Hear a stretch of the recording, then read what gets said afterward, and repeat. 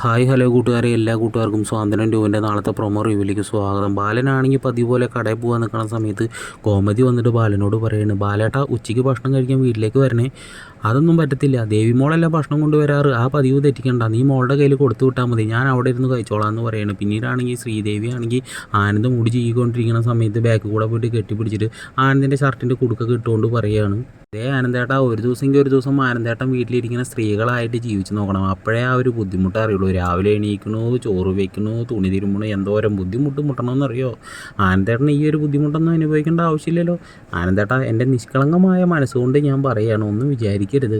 ഈ പ്രാവശ്യം ശമ്പളം കിട്ടുമ്പോൾ ആ ശമ്പളം നമ്മുടെ കയ്യിൽ വെച്ചുകൂടെ എന്ന് പറയുമ്പോൾ നമ്മുടെ ആനന്ദ് പറയാണ്, അത് നമുക്ക് ആലോചിക്കാമെന്ന് പറയാണ്. അപ്പോൾ നമ്മുടെ ശ്രീദേവിക്ക് ഭയങ്കര സന്തോഷമായിട്ട് ശ്രീദേവി ഇങ്ങനെ നഖമൊക്കെ കടിച്ചിട്ട് തല ഇങ്ങനെ ആട്ടിക്കൊണ്ട് നിൽക്കാനായിട്ട് സുഹൃത്തുക്കളെ.